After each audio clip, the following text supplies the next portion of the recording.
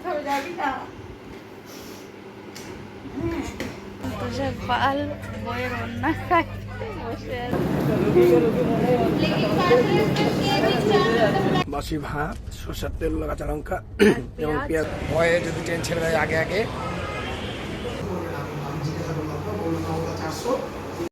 নমস্কার সবাইকে। আজকে একটু অন্যরকম ভিডিওটা নিয়ে এলাম। আজকে আমি যাব ব্যাঙ্গালোরে। আমার দুটো সমস্যা দেখা দিয়েছে, সেই সমস্যার জন্যই যাওয়া। মালদাতে বলেছে অপারেশন করতে, তো একটা স্টোন আর একটা হলো টিউমার।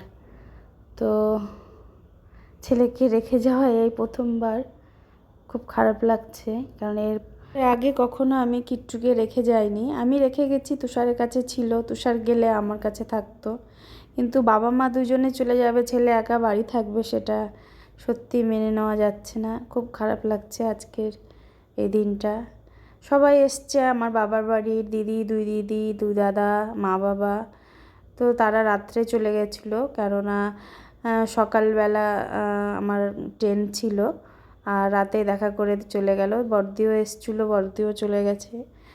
তো ঠাকুরের কাছে এটাই চাইবো, ছেলেকে যেন ভালো রাখে, সুস্থ রাখে। কেননা আমি ওকে সব কিছুই রেডি করে দিই, স্কুল যাওয়া থেকে খাওয়ানো থেকে সব কিছু। ও যে একা করতে পারে না, না, ও একা করতে পারে, কিন্তু মা তো সব কিছুই আমি করে দিই।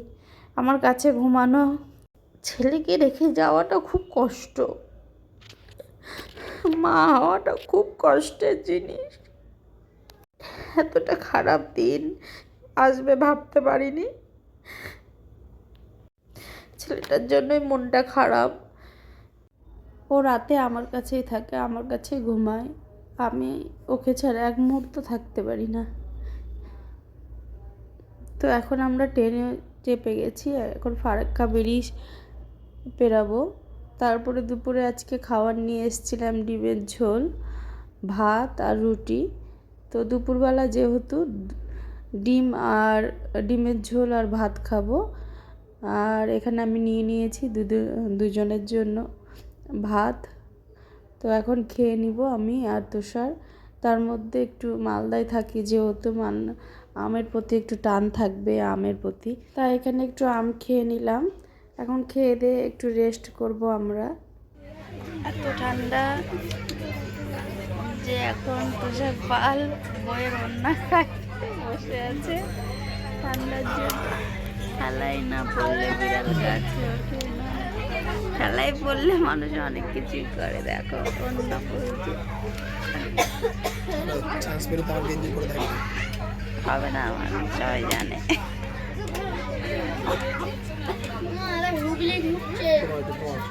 এখন আমরা পৌঁছে গেছি হাওড়াতে।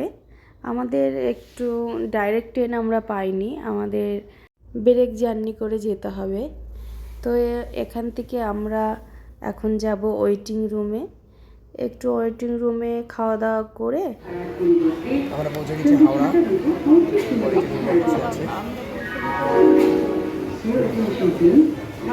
এখান থেকে আবার 5:40 গাড়ি, 5:40 গাড়ি। তারপরে সেখান থেকে মাঝে একটা হল আছে, সেখানে আবার গিয়ে দেখাবো কী অবস্থা।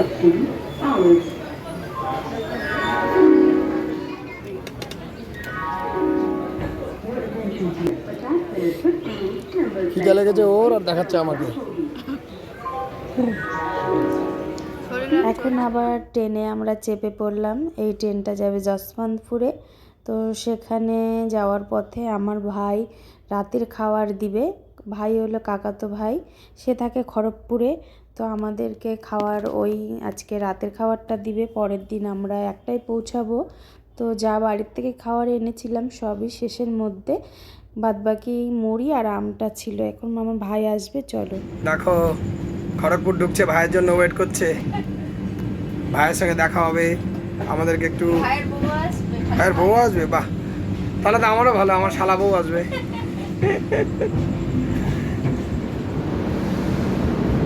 চলে এসছে খড়গপুর, ভাইয়ের জন্য ওয়েট করছি। আমার ভাই না, আমার শালাবাবু খাবার দিবে আমাদের আজকে, রাতের খাবারটা ওই দিবে।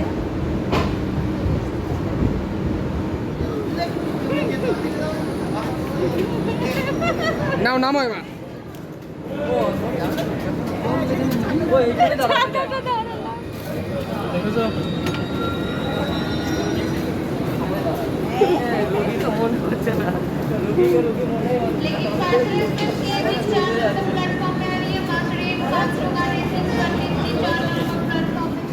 এটা আমার কাকুর ছেলে, আমার ভাই, আর এটা ভাইয়ের বড়ি।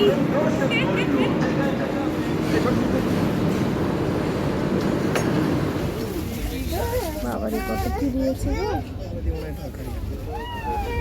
আর একটু শাকের 5 তরকারি মতন।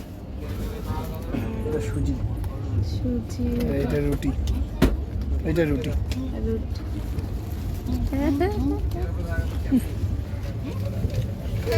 বলো হ্যাঁ আবার আবার খড়গপুরে আসবো। হ্যাঁ এই যেতে যেতে অনেকের সঙ্গেই আলাপ হয়। এ আমার ছেলের বয়সী, তো তার সঙ্গে একটু সময় কাটানো হচ্ছিল। পরের দিন সকাল হয়ে গেছিল, তো তারাও ওখানে নেমে পড়বে। তো আমরা লুডো খেলছিলাম একটু টাইম কাটানোর জন্য। তো দেখো কত কিউট একটি বেবি। তার মধ্যে আমরা এখন নেমে পড়ব। নেমে পড়ে আমরা ওয়েটিং রুমে যাব, সেখানে একটু ফ্রেশ হয়ে নিব। আবার আমাদের 5:40-এই ট্রেন। তো সেখানে মুড়ি আর আম মুড়ি খাওয়া হবে। তো তুষার যেহেতু বেশি খেয়ে নেয় বলে ভাগ করে দিয়েছি, তোমার এইটুকু আমার এইটুকু। এর মধ্যে আমরা একটু খুনসুটি করেছি, একটু আনন্দও করেছি। কিন্তু ছেলের কথা মনে পড়লে সত্যি মনটা খারাপ হয়ে যাচ্ছে, কান্নাও করছি। তখনই তুষার একটা অন্য অন্য টপিক নিয়ে আসছে মনটা ভালো করার জন্য। এখন আমরা আবার উঠবো ট্রেনে, সেটা হলো ব্যাঙ্গালোর যাওয়ার জন্য। ট্রেনে চেপেও পড়েছি, ট্রেন ছেড়েও দিয়েছে। আর বাইরের সৌন্দর্যটা দেখো। আর ট্রেনটা ছিল সত্যি অনেক লম্বা, আর অনেক বগি নিয়ে যাচ্ছিল, খুব ভালো চলছিল। যেতে যেতে আমাদের কৃষ্ণা নদীর ওপর দিয়ে যেতে হবে। পাশের ব্রিজে আর একটা ট্রেন, লোকাল ট্রেন যাচ্ছিল, সেটাও সৌন্দর্য দেখো কত ভালো লাগছে। দুপাশে দুটো ট্রেন, মাঝখানে নদী বয়ে চলে যাচ্ছে। সত্যি প্রাকৃতিক সৌন্দর্য, নদী বয়ে যাওয়া, এগুলো দেখাই একটা সৌভাগ্য। আর এই ব্রিজটা আমি আগেও দেখেছি টিভিতে, কিন্তু সচক্ষে এখনও দেখা হয়নি। এই ফার্স্ট টাইম আমি দেখলাম, ভালো লাগলো। বেরিয়ে গেলাম, এগিয়ে চলেছি এখন। ট্রেনটা আমাদের 5:40-এর কথা একটু করেছিল। যাই হোক, আমার কথা শোনা যাচ্ছে কিনা বুঝতে পারছি না। ট্রেন ধীরে ধীরে এগিয়ে চলেছে বিজয়ওয়াড়ার দিকে।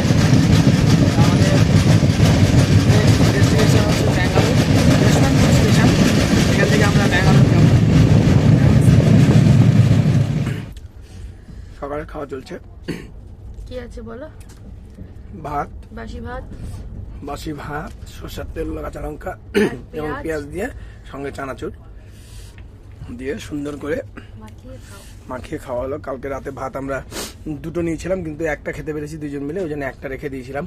এখানকার রান্না খেতে পারছি না, সবকিছু তো টক। সেটা হবে, সেটা হয়, কিছু করে নাই। তাহলে আমরা এইভাবেই খাবো, ভাত নিব আর সরষের তেল কাঁচা লঙ্কা দিয়ে চাবিয়ে খেয়ে নেবো। আলু সিদ্ধ দিলে হবে।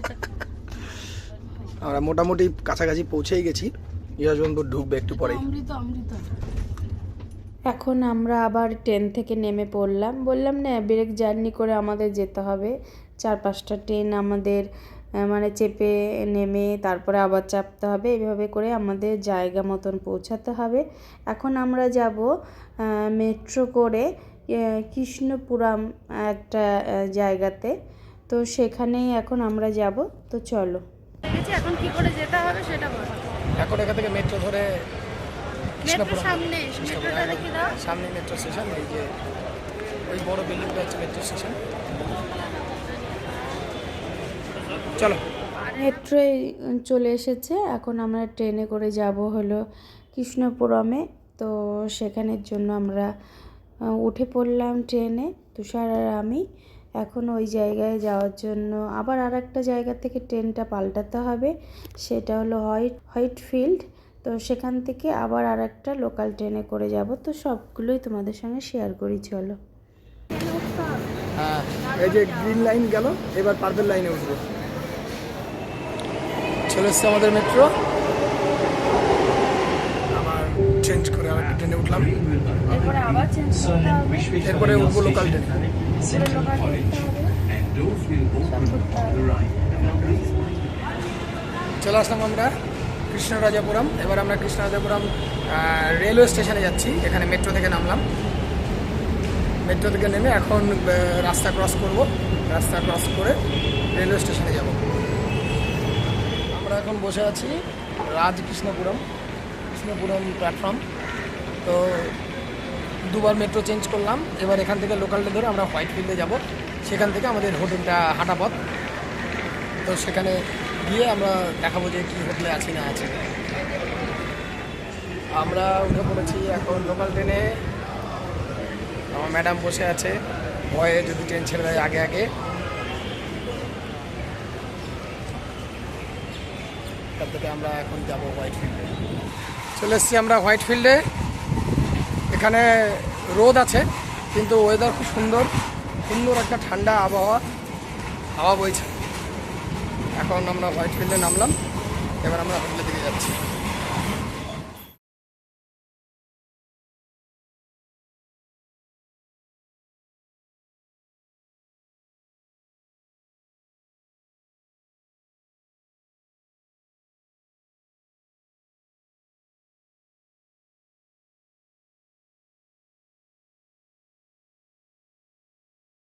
রিসেপশন।